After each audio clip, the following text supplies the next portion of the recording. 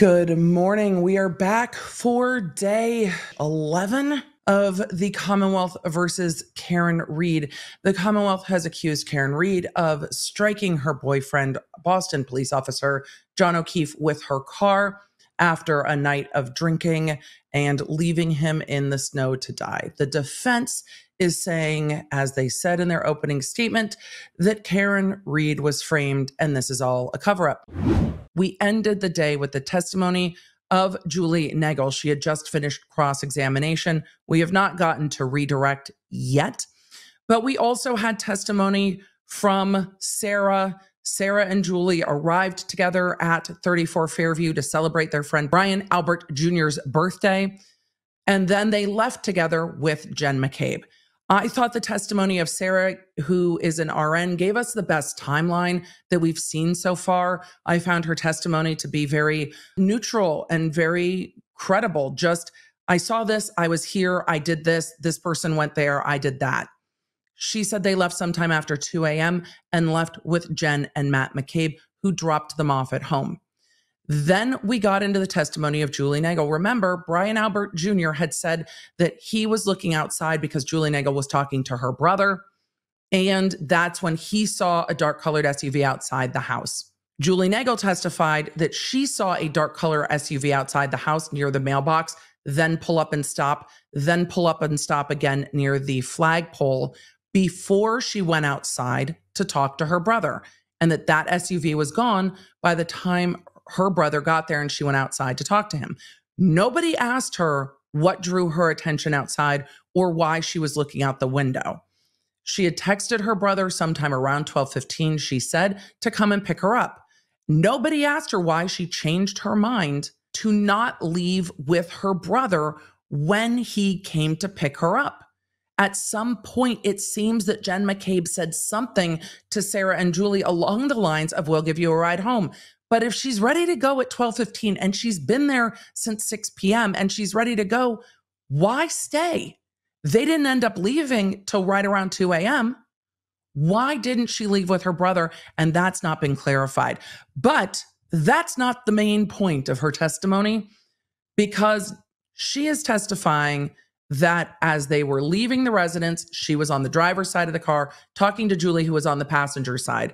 And she saw through the passenger side window what she described as a black blob on the lawn near the flagpole. The prosecutor, Lally, asked her, "Can you say how big the blob was or how long the blob was?" And she said 5 to 6 feet. On cross-examination, it came up that she has never said that before to anyone. And it seems that she never said to anyone that she saw something on the lawn that night around 2 o'clock in the morning. And that the next day when she put, quote, 2 and 2 together, she seemingly never said anything to anyone then and wasn't interviewed by Trooper Proctor until October 2022, but didn't say anything to anyone after putting 2 and 2 together. We have not gotten to redirect yet, so she's not had an opportunity to explain, but I think the point was made that she never made that statement to anyone, even though the next morning she would have known. And the defense asked, it was stricken from the record, but sometimes when it's out of the horse, there's not much the court can do about it. The defense asked, you weren't interviewed until after the defense said publicly that no one in the house saw a body on the lawn. And it was after that she was interviewed, and after that she made that statement, which is going to leave the jurors probably with the same question it leaves me. The next morning when you hear about your good friend's parents having a dead police officer on the lawn, and not just a dead police officer, but someone who this town seemed to have respect for. And I say seemed because this investigation makes me ask questions. But most of the people in the town who said they didn't know John O'Keefe had heard of him and respected that he took in his niece and nephew, knew the story about his sister passing away from cancer and then her husband dying 2 weeks later from a heart attack. This community knew John O'Keefe's story, and it seems held him in high regard and with respect, and valued the way he valued his family. But then when she put two and two together, no, she doesn't say anything in the investigation of what happened to him. It's a very interesting cross-examination, but there's more though. Brian Albert Jr. calls his aunt, Jen McCabe, JJ, and so does this witness. JJ asked this witness for screenshots of her conversation between this witness and her brother the night to early morning of January 28th to January 29th. I think now we have heard Jen McCabe's name in this trial more than Karen Read. Jen McCabe is the one who's supposed to have been Googling how long to die in the snow. House, H-O-S. And Jen McCabe is asking this witness to send screenshots of her texts back and forth between her and her brother. But it seems those were never turned over to law enforcement and no one ever asked her for them.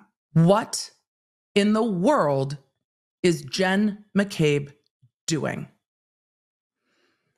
Jen McCabe's calling her sister at the early morning hours. Her sister said she never answered it, but the phone shows answered.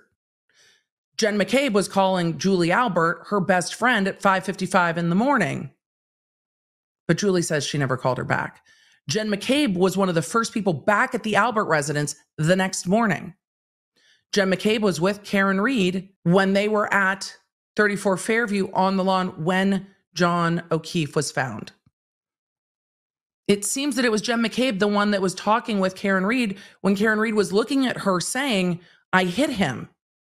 That's the testimony of Katie McLaughlin, is that Karen Read was not talking to Katie McLaughlin, but was talking to one of the other women. The EMS personnel did not identify the women on the lawn, but we know it was Carrie Roberts and Jen McCabe.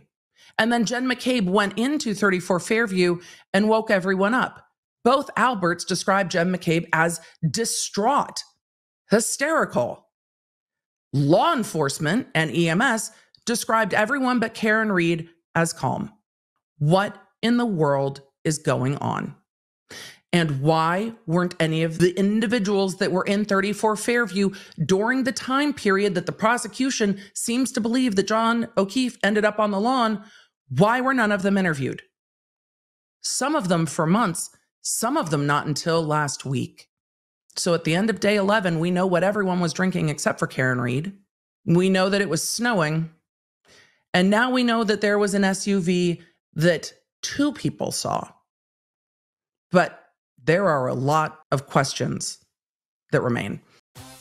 For deep dives into the stories that I covered here, you can find them on my YouTube channel at The Emily D. Baker and The Emily Show podcast.